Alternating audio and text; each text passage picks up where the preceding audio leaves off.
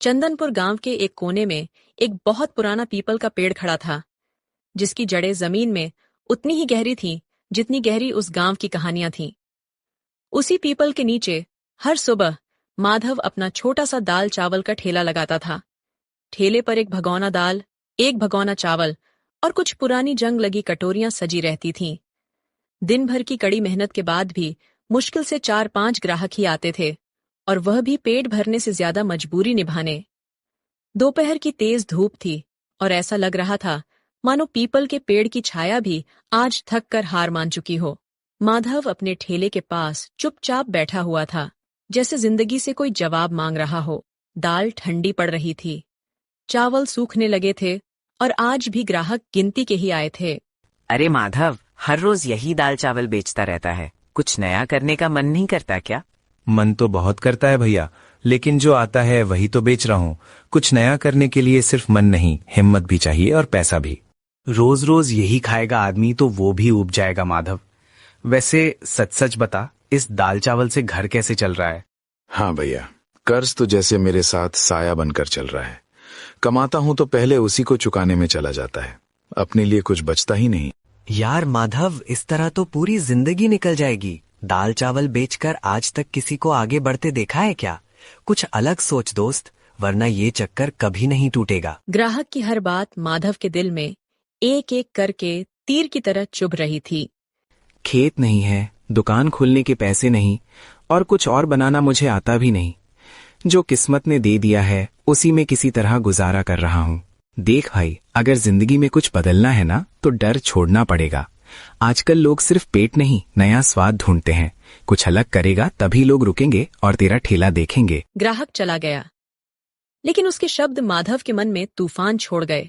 माधव ठेले के पास खड़ा रह गया, खाली सड़क को देखते हुए, और पहली बार दाल चावल से आगे कुछ और सोचते हुए। ग्राहक के जाने के बाद भी माधव अपनी सोच में डूबा रहा।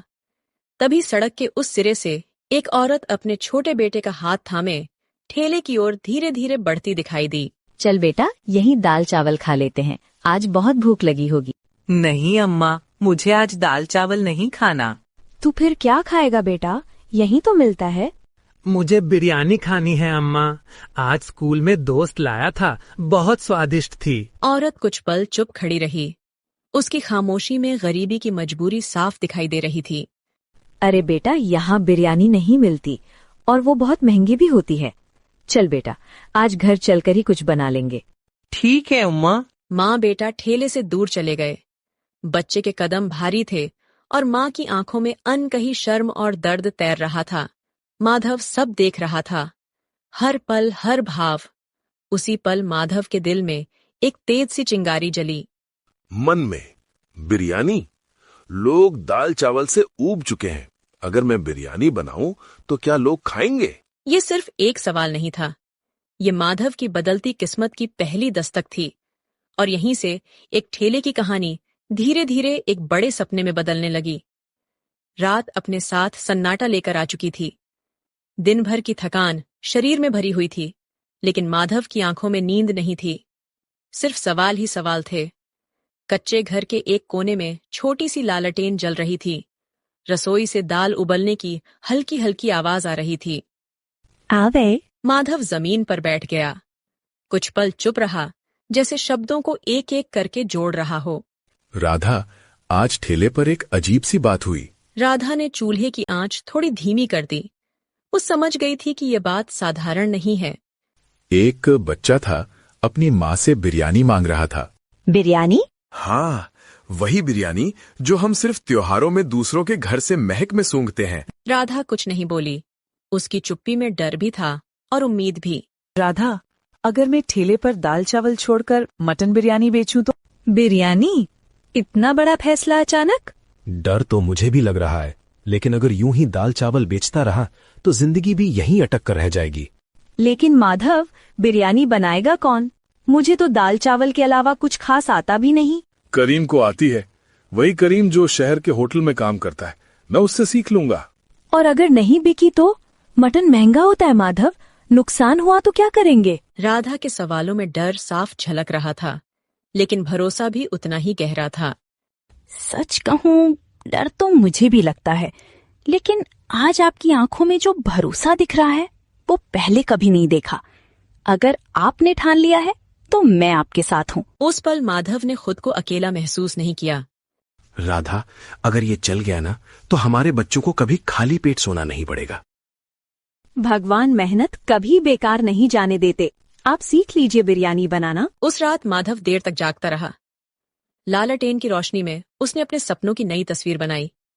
डर अभी भी था, लेकिन अब उसके साथ उम्मीद भी जग चुकी थी।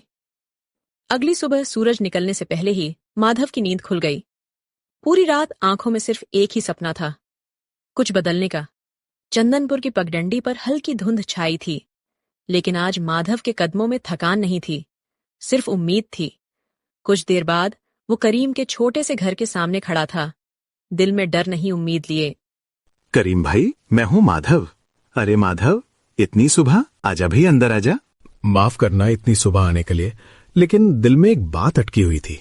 बोल भाई, तेरे चेहरे से लग रहा है आज कोई बड़ा फैसला लेने आया है। माधव कुछ पल चुप रहा, फिर उसने अपने शब्दों को हिम्मत दी। करीम भाई, मेरी हालत तो जानता ही है। दाल चावल बेच बेच कर जिंदगी बस किसी तरह चल रही है। कर्ज बढ़ता जा रहा है और आगे का रास्ता धुंधला दिख रहा है। हाँ भाई, तेरा संघर्ष मैंने देखा है। बोल, क्या मदद चाहिए? माधव ने गहरी सांस ली। मुझे मटन बिरयानी बनाना सीखनी है। मटन बिरयानी? अरे बस इतनी सी बात। मुझे लगा कोई बहुत बड़ी परेशानी होगी। बिरयानी सीखनी है तो सीख लेगा माधव, लेकिन एक बात याद रखना, ये सिर्फ खाना नहीं है, ये सब्र का काम है। सब्र तो है भाई, बस सही रास्ता चाहिए। बिल्कुल। फिर चावल उबालना, तेज पत्ता, इलायची और थोड़ा सा नींबू। सबसे जरूरी है दम, धीमी आंच और पूरा सब्र। माधव हर बात दिल में उतार रहा था। करीम भाई, अगर ये सीख गया ना तो मेरी जिंदगी बदल जाएगी। जिंदगी बदलने की ताकत तेरे अंदर पहले से है, मैं तो बस रास्ता दिखा रहा हूँ। उस सुबह माधव सिर्फ एक रेसिपी नहीं सीख रहा था, वो अपनी तकदीर पकाना सीख रहा था। करीम के घर से लौटते वक्त माधव के कदम हल्के थे, लेकिन मन में एक बड़ा सपना चल रहा था। सूरज अभी पूरी तरह निकला नहीं था। गांव की गलियों में हल्की ठंडक थी। आज गलती की कोई गुंजाइश नहीं थी। राधा, आज सब कुछ दिल से करना है। दही, लाल मिर्च, हल्दी, हरी धनिया, पुदीना, एक एक चीज माधव को करीम की बातें याद दिला रही थीं। मटन मसालों में अच्छी तरह लिपट चुका था। अब बारी थी चावल की। नींबू डाल दो? हाँ, थोड़ा सा ही, खुशबू के लिए। जैसे ही चावल उबलने लगे, घर में एक अलग ही महक फैल गई। यह सिर्फ बिरयानी की खुशबू नहीं थी, ये उम्मीद की खुशबू थी। अगर ये चली ना राधा तो सब कुछ बदल जाएगा। चलेगी, मेहनत कभी खाली नहीं जाती। अब मटन चूल्हे पर था, धीमी आंच बिल्कुल वैसी जैसी सिखाया गया था। माधव खुद से फुसफुसाया, जल्दी मत करना, सब्र रखना, मेरा भी जैसे जिंदगी उबल रही हो। जब मटन लगभग पक चुका था, उसके ऊपर चावल की परत बिछाई गई, ढक्कन रखा गया, दम लगाया गया और वक्त जैसे थम सा गया। कुछ देर बाद माधव ने दम खोला। भाप के साथ एक तेज गहरी लुभावनी खुशबू बाहर निकली। दिल बहुत तेज धड़क रहा है। राधा, लगता है बन गई। लगता नहीं, सच में बन गई है। उस सुबह माधव ने सिर्फ बिरयानी नहीं बनाई थी, उसने अपने सपने को पकाया था। गांव का चौराहा जहां रोज लोग आते जाते थे, आज वहां कुछ अलग था। माधव ने ठेला उसी जगह लगाया जहां बरसों से दाल चावल बिकता था, लेकिन आज बर्तन से उठती खुशबू कुछ और ही कहानी कह रही थी। दम खुलते ही मटन बिरयानी की महक हवा में फैल गई। अरे, ये कैसी खुशबू है? लगता है कहीं बिरयानी बन रही है। लोग रुकने लगे, देखने लगे, लेकिन कोई पहले आगे नहीं बढ़ा। उसी पल कल वाली औरत अपने बेटे के साथ उधर से गुजरी। अम्मा देखो, यहाँ मटन बिरयानी है। अरे सच में? कल तो यहाँ दाल चावल था। माधव का दिल तेज तेज धड़कने लगा। हाँ दीदी, आज स्पेशल मटन बिरयानी। सच बताओ, अच्छी रहे ना? एक बार खा कर देखिए, अगर पसंद ना आए तो पैसे मत देना। ठीक है, एक प्लेट लगा दो। आवाज कांप रही थी, लेकिन आंखों में पूरा भरोसा था। पहला निवाला पड़ा और चेहरे बदल गए। अरे बाप रे, ये तो कमाल है। अम्मा, ये तो स्कूल वाली से भी ज्यादा अच्छी है। अरे माधव, आज तो तेरा ठेला बिरयानी होटल बन गया।